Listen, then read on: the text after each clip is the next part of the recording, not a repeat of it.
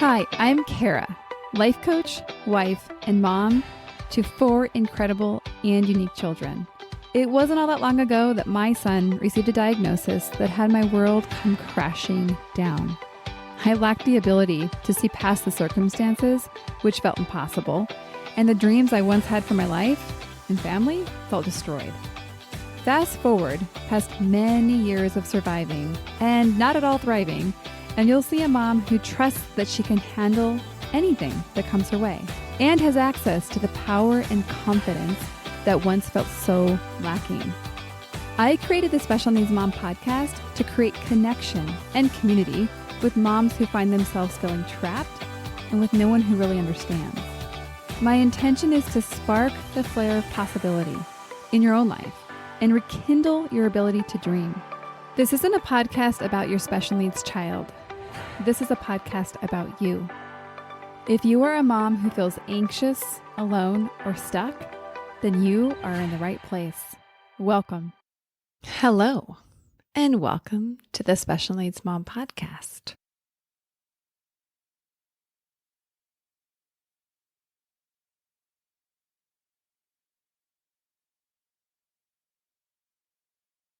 I haven't sat down to record an episode in not a couple months. It's been a couple weeks. I worked really hard before winter break to basically create episodes ahead of time and get everything done so that me and the Special Needs Mom podcast team can have a touch of a break.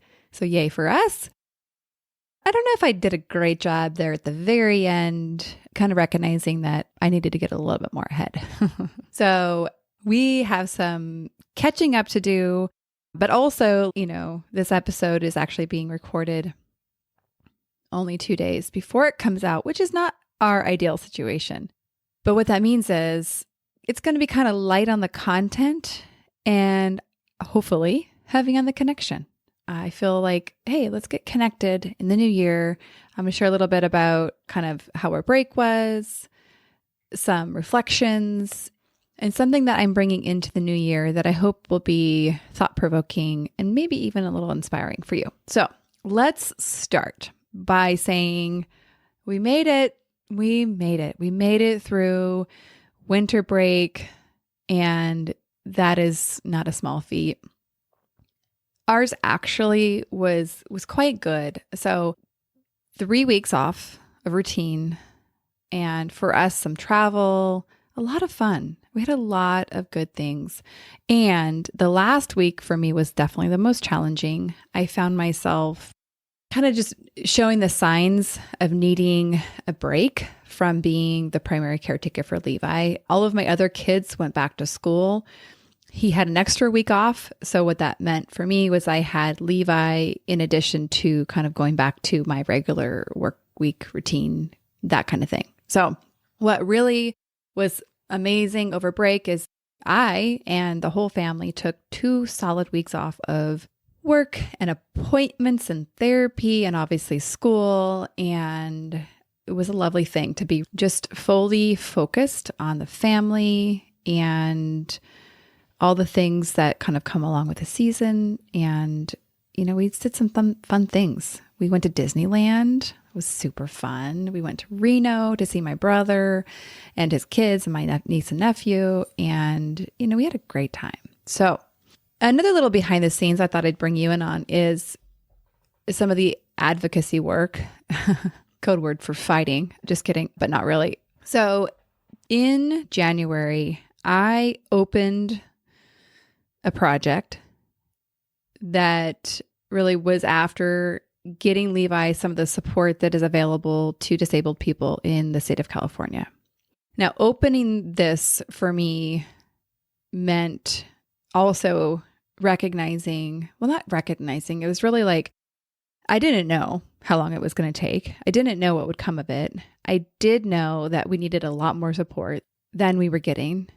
And so what ultimately started in January 2023, it kind of continued to evolve and, one thing leads to another. And for us, there was multiple denials and lawyers and so much paperwork. And I got news in December that essentially our final appeal, kind of the climactical state, went our way, that we got what we had asked for on behalf of Levi to support Levi. And let's just say it's great to get really good news in December. It was really great. Like I feel like it added to the enjoyment of the season for me. I'm saying this thinking, and actually this has been part of my struggle as wow, like this thing has gone so good for us. And yet I'm also seeing it not go good for a lot of people. And so there's this interesting dynamic of like, oh, we happen to be in a good season. And like, what does it look like to personally be in a good season, yet still be with other people when they're not? So I don't know, people get stuck up on like, how can you go be happy when people, are dying all over the country, or I should say like the world. And I think right now, if we're going to look at kind of what's happening now in the world or in our country, is like LA and all the impact and devastation there. We're going to talk about that in a little bit. And so I've been like struggling with like, okay, how do I honor like that this is so good for our family and it feels so good, but also kind of make peace with like, but there's still so many things out there that aren't good. And like, how do I land there? And I don't know the answer to that yet. But I also wanted to share it because, when I'm not the only one that has good things happen. And then I've also noticed that, and I'm still totally processing this. So this is kind of just my thinkings. Like I said, like this is a conversation where we sit down as friends and, don't have everything figured out, but kind of just talk about things. So I'm noticing that my capacity to feel the goodness and the gratitude is being challenged. And what I mean by that is it almost feels so good that it feels bad. Does that make sense? It's uncomfortable. So stepping out of like my personal story for a second and kind of stepping into like my little life coach mind, I have this illustration that I use often, and it's a circle. And it kind of represents what we would call our comfort zone, which simply is like things we're familiar with, certain of, comfortable with, obviously. And anything outside of that would be what we're uncomfortable with. And inside the zone is like, it's good things and bad things. Like it's just things that we know. And essentially growth looks like, or transformation looks like, expanding that comfort zone to have things inside of that zone that you didn't have before. So like, I think of like an example of like public speaking. Did not used to be in my comfort zone. Still maybe not totally, but it's in the zone enough that I can do it. Whereas before we were like talking about panic attacks. So, the name of the game is expanding the zone. And clearly for me, what I'm noticing is that having this amount of good as it relates to the support we have for Levi is definitely outside of my comfort zone. I am familiar and AKA comfortable with hard, struggle, not having enough support. And so it's asking me to expand to have this amount of good happen. And I'm okay with it, right? Like I'm not saying like, oh, I want this to go away, but I'm noticing how odd it is to have so much good and how to make peace, because there's still a lot of hard, obviously, right? His disabilities didn't go away overnight.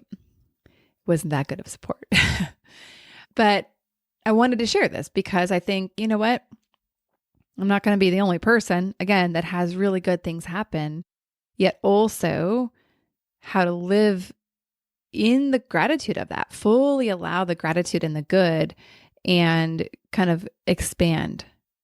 Because what happens if we don't actually pay attention and look at these things is that subconsciously we end up kind of putting a ceiling on what we can contain, and we actually end up recreating over and over again what we're comfortable with.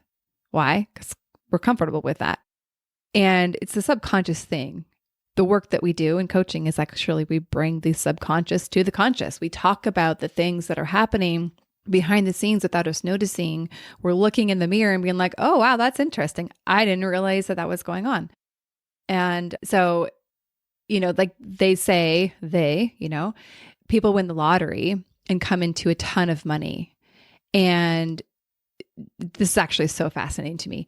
Then they end up recreating or essentially losing all the money and creating the same financial situation that they had before.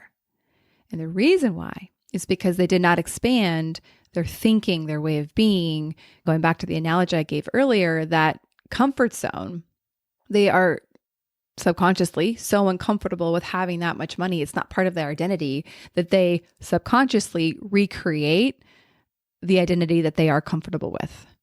So fascinating. Okay, so we're still in this new year phase, right? So I'm not going to talk heavily about it because, there's a million ways to talk about the new year. I've done all the things myself in terms of being really gung-ho. I'm not in that space right now. I think if there was a word for how I'm approaching the new year, it is gentle. I mean, I'm a life coach. I love it all, right? I do love some goals. I do love some thinking about what we want to create. But what I don't love is pressure. And what I don't love is like feeling like you have to or you're behind. And so I personally have just been very, very gentle with how I approach how I'm thinking about this and certainly how I'm approaching it with any of my clients. And with that gentleness, I've just noticed this theme popping up. A lot of people do the word of the year. Good for you. Glad you love it. It's never really been my thing, but maybe it is now. This phrase has kind of continued to come to me, and I wanted to share it with you because I feel like it affects my life, but I feel like there's an opportunity for the collective of us as mothers to really put in this perspective, this attitude, and have it really transform how we show up for the people that we love, and of course, our children with disabilities. So the phrase that keeps coming to me is to be of service, or service in its simplest form. I think the first time that it came to me, I don't remember exactly if it was before the new year, after New Year, doesn't really matter. But I was listening to my pastor speak, and I don't remember exactly what he was talking about. But I do remember having the conversation really start to have me thinking about what if I approached how I show up for Levi through the lens of just being a loving servant. And for those of you in the Christian faith, Jesus is all about love and literally laying his life down for people, regardless of if they appreciated it or not. And if you're not Christian, that's essentially like Jesus is about love and sacrifice and loving unconditionally. And so this just had me thinking, like, what if I really could get behind and just consider like my role, my purpose is just service, loving service. And when I was trying that thought on, it felt really good. Like, I don't want to resent the work I do. I don't want to resent the needs that my son has. And if I can recognize that my purpose, my opportunity is to be of service, then that feels so good to me.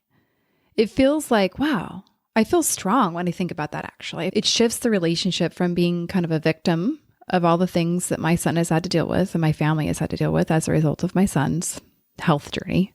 And it puts me kind of back in control because I get to choose to be of service and I get to choose to love.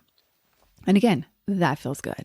So if you also find yourself being tickled, taunted by resentment, then perhaps this is a phrase that you can contemplate as well.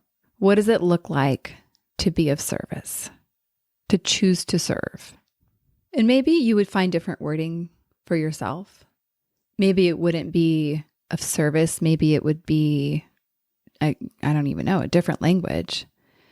But the thing that I would just invite you to contemplate as you think about this shift, if you deal with resentment, which I'm guessing that you do of some type, what would allow you to show up in a way that feels good for you, or that empowers you, or that, gosh dang it, just gives you the longevity that you need to be the mom every day that your child or children need you to be, or that your spouse, who do you want to be for your spouse and show up for your spouse?